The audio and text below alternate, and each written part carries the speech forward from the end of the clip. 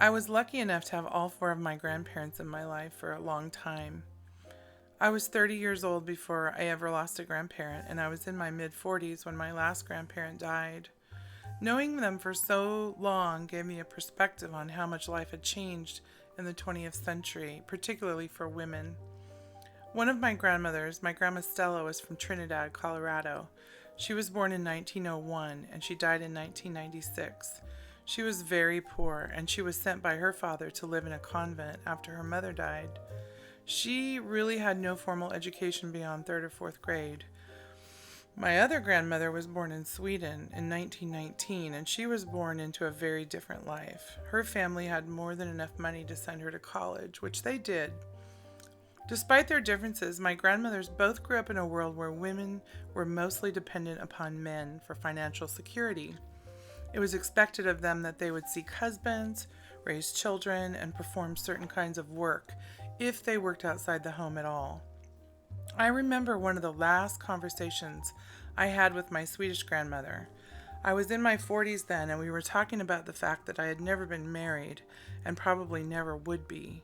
It was almost inconceivable to my grandmother that such a life could be an option for any woman in her lifetime.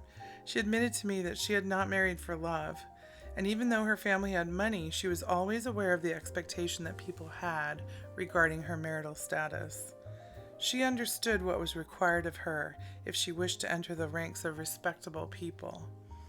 I always consider that I have been very fortunate to be born in the right time and the right place. I feel lucky to have grown up with choices about what to make of my own life. I'm proud of the work that I do as a teacher and as an advocate for my colleagues. I am grateful to the educators who organized before me, who made it possible for me to travel, own my own home, and live a really fulfilling life on my terms. My outlook is optimistic, and that is the perspective I bring to my students.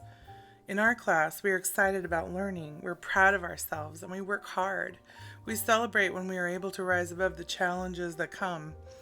For me, my union is freedom and power and responsibility. My colleagues and I are working together to improve the school environment for students and for ourselves. We know that when teachers get what they need, it is the students who benefit. I am working to improve conditions for myself and for the teachers coming up behind me.